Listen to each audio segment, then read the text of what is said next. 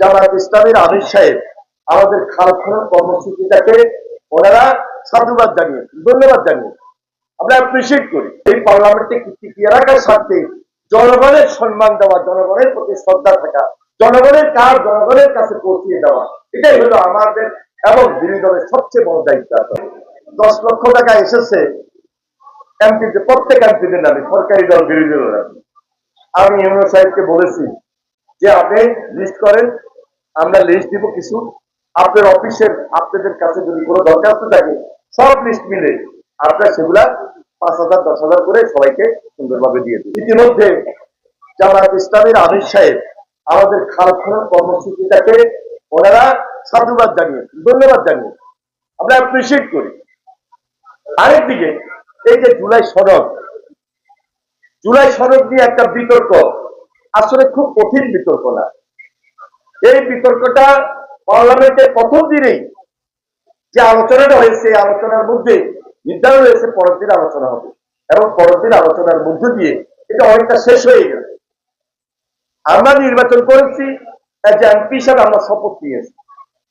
কখনো জুলাই সনদের পাশ করার মাধ্যমে আমরা সেখানে শপথ নিতে হবে এই ধরনের কোন আলোচনা কখনো ছিল না এবং নাই। কিন্তু আর যেহেতু জয়যুক্ত হয়েছে, বিজয় হয়েছে, অটোমেটিক পার্লামেন্টে এই বিলটা উত্থাপনের মধ্য দিয়ে আর কার্যকারিতা শুরু হয়ে যাবে। তার মানে এটা কনস্টিটিউশনের মধ্যে, সংবিধানের মধ্যে অন্তর্ভুক্ত থাকবে। আর যেখানে নোট অফ ডিসেন্ট দেওয়া হয়েছে সেটা নিয়ে পার্লামেন্টে আলোচনা হওয়ার পর সেটা কখনো পজিটিভ হবে, কখনো নেগেটিভ হবে।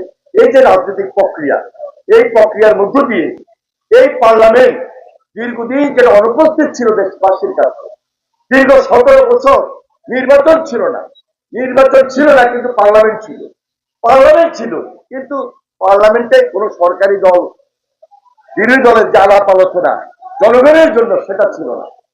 এই জন্য আজকে এই পার্লামেন্টটা অনেক গুরুত্বপূর্ণ। এই পার্লামেন্টটাকে টিকিয়ে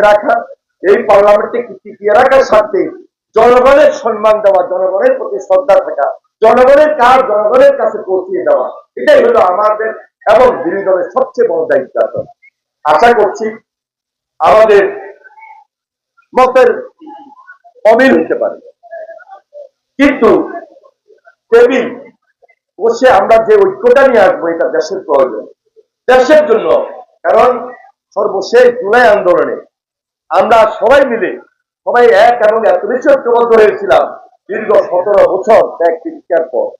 আজকে যে রাষ্ট্রটা পেয়েছি, যে দেশটা পেয়েছি, এই দেশটাকে নতুন